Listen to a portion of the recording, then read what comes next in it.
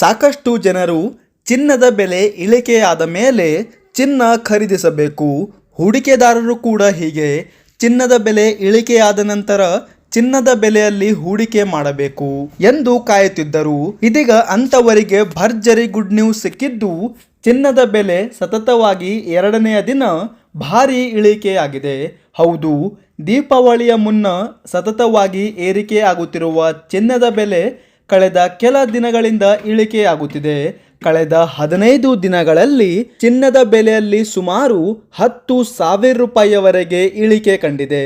ಮತ್ತೆ ಇವತ್ತು ಚಿನ್ನದ ಬೆಲೆ ಇಳಿಕೆಯಾಗಿದ್ದು, ಇವತ್ತಿನ ಚಿನ್ನದ ಬೆಲೆ ಎಷ್ಟು ಇಳಿಕೆಯಾಗಿದೆ ಎಂಬುದರ ಕುರಿತು ಸಂಪೂರ್ಣ ಮಾಹಿತಿಯನ್ನು ವಿಡಿಯೋದಲ್ಲಿ ತಿಳಿಸಿ ಕೊಡುತ್ತೇವೆ. ವಿಡಿಯೋ ಕೊನೆವರೆಗೂ ನೋಡಿ. ನೀವು ಕೂಡ ಚಿನ್ನವನ್ನು ಖರೀದಿಸಲು ಯೋಚಿಸುತ್ತಿದ್ದರೆ ಎಸ್ ಅಂತ ಕಾಮೆಂಟ್ ಬಾಕ್ಸ್ನಲ್ಲಿ ಕಾಮೆಂಟ್ ಮಾಡಿ. ಭಾರತದಲ್ಲಿ ಪ್ರತಿಯೊಬ್ಬರು ಚಿನ್ನವನ್ನು ಇಷ್ಟಪಡುತ್ತಾರೆ. ಮದುವೆ ಶುಭ ಸಮಾರಂಭಗಳಲ್ಲಿ ಚಿನ್ನ ಬಹುಮುಖ್ಯ ಪಾತ್ರ ವಹಿಸುತ್ತದೆ. ಆದ್ದರಿಂದಾಗಿ ಭಾರತದಲ್ಲಂತೂ ಪ್ರತಿಯೊಬ್ಬರು ಚಿನ್ನವನ್ನು ಖರೀದಿಸುತ್ತಾರೆ.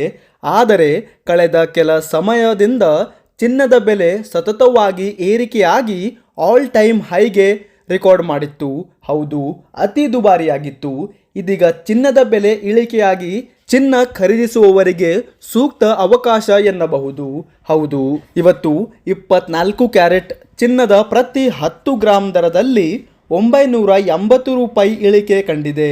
ನಿನ್ನೆ ಕೂಡ 800 ರೂಪಾಯಿಯವರೆಗೆ ಇಳಿಕೆ ಕಂಡಿತ್ತು.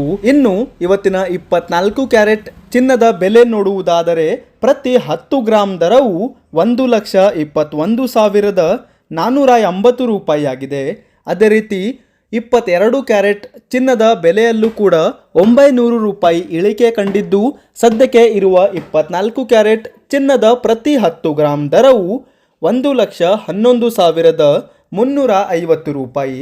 18 ಕ್ಯಾರೆಟ್ ಚಿನ್ನದ ಬೆಲೆಯಲ್ಲೂ ಕೂಡ 730 ರೂಪಾಯಿ ಇಳಿಕೆ ಕಂಡಿದ್ದು, 18 ಕ್ಯಾರೆಟ್ ಚಿನ್ನದ ಪ್ರತಿ 10 ಗ್ರಾಂ ದರವು 91,110 ರೂಪಾಯಿ.